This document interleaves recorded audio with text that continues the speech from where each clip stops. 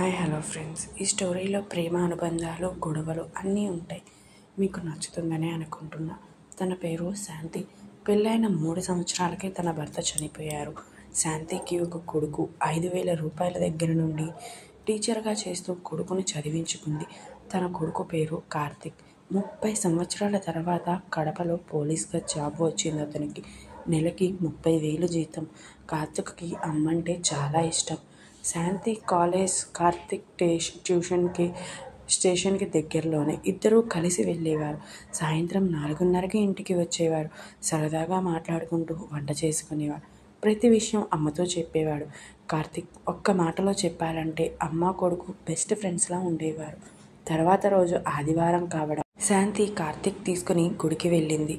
కార్తిక్, అమ్మ కిరణ్ కాల్ చేస్తున్నాడు, మాట్లాడి వస్తా, నువ్వు వెళ్ళు, త్వరగా రా అని గుడి లోపలికి వెళ్ళింది. కార్తిక్, హలో చెప్పరా, ఎక్కడున్నావు బావా? అమ్మా నేను గుడికి వచ్చాంరా. అవునా, సరే అయితే సాయంత్రము కలుద్దాము. కార్తిక్, సరేరా బాయ్ అని లోపలికి వెళ్తుండగా చెట్టుకు ఉన్న ముడుపు కింద పడిపోతుంటే కార్తిక్ పట్టుకుని చెట్టుకు కట్టాడు. అందులో ఉన్న పేపర్ కార్తిక్ మీద పడింది. కార్తిక్, ఏంటిది అని ఓపెన్ చేసి చూస్తాడు. ఆ లెటర్లో ఇలా ఉంది: నా పేరు అంజలి, డిగ్రీ లాస్ట్ ఇయర్ చదువుతున్నా. నాకు ఈ సంవత్సరం మా ఇంట్లో వాళ్ళు నాకు పెళ్లి చేయాలి అని అనుకుంటున్నారు. తన గురించి ఏమీ తెలియకుండా నా 80 ఏళ్ళు జీవితాన్ని తన చేతుల్లో పెట్టాలని లేదు. నాకు ఆస్తి బంగ్లాలు ఉన్నవాడు నా జీవితంలోకి రావాలని నేనేం కోరుకోవడం లేదు. అమ్మా నాన్నలను గౌరవించేవాడు నా జీవితంలోకి వస్తే నా జీవితం బాగుంటుంది. అత్తామామలను అమ్మా నాన్నలా నేను చూసుకుంటా. వాళ్ళ కొడుకుని వాళ్ళకి ఇప్పుడు దూరం చెయ్యను. నాకు ఒక ఆడబిడ్డ కూడా ఉండాలి స్వామి. నేను తనని నా బిడ్డలా చూసుకుంటా. నాకు పిల్లలు పుట్టినా సరే తనే నాకు మొదటి బిడ్డ. నాకు కాబోయేవాడు నన్ను కోటలో పెట్టి యువరాణిలా చూసుకోనవసరం లేదు. నా మనసును అర్థం చేసుకుంటే చాలు.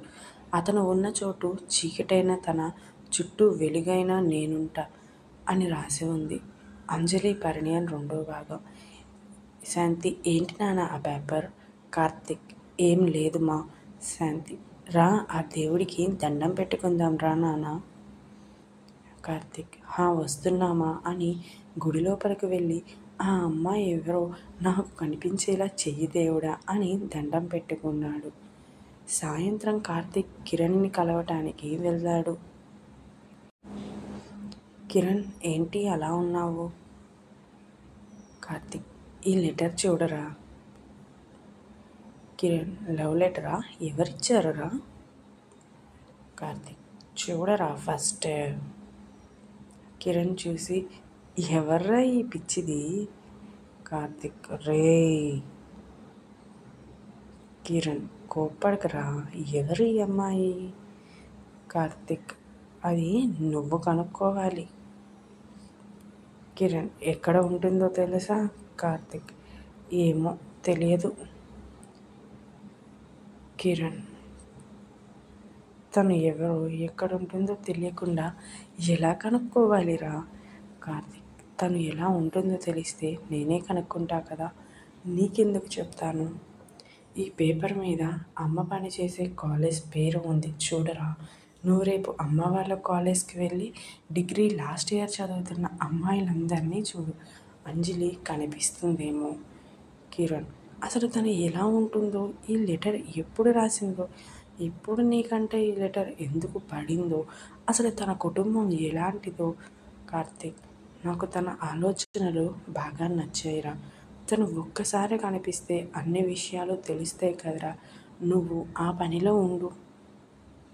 కిరణ్, సరే, రేపు అమ్మ వాళ్ళ కాలేజ్కి వెళ్ళి నేను కనుక్కుంటా. తర్వాత రోజు కిరణ్ అంజలి ఎవరో తెలుసుకోవడానికి శాంతి వాళ్ళ కాలేజ్కి వెళ్ళాడు. శాంతి, కిరణ్, నువ్వేంటి నాన్న ఇక్కడ? కిరణ్, అది అమ్మ, మా పెద్దమ్మ వాళ్ళ అమ్మాయి ఇక్కడే చదువుకుంటుంది, ఒకసారి చూసి వెళ్దామని వచ్చానమ్మా. శాంతి, అవునా, ఆ అమ్మాయి ఏం చదువుతుంది Kiran? Kiran, degree last year అమ్మా. అవునా, తన పేరేంటి నాన్న అని అడుగుతారు శాంతి గారు. కిరణ్, అంజలి అమ్మ. శాంతి, సరే నాన్న, తర్వాత మాట్లాడుకుందాం, నాకు క్లాస్ టైం అవుతుంది, బాయ్ నాన్న. కిరణ్, ఓకే బాయ్ అమ్మ. 2 గంటల తర్వాత కిరణ్ కార్తిక్కి కాల్ చేశాడు. కార్తిక్, చెప్పరా, అంజలి కనిపించిందా? కిరణ్, ఇక్కడ అంజలి అనే పేరుతో 4 ఉన్నారు బావా. కార్తిక్, అవునా, ఓకే వాళ్ళ ఫొటోస్ తీసుకొని రా. కిరణ్, అడిగితే కొడతారేమో బావా. కార్తిక్, అరే వాళ్ళకి తెలియకుండా ఫొటోస్ తీయరా ఫోన్లో. కిరణ్, ఎందుకురా? కార్తిక్, నువ్వు తీసుకొని రా చెప్తా. ఇంకా ఉంది, తర్వాత భాగంలో తెలుసుకుందాం ఏం జరుగుతుందో. Thank you for watching our videos friends.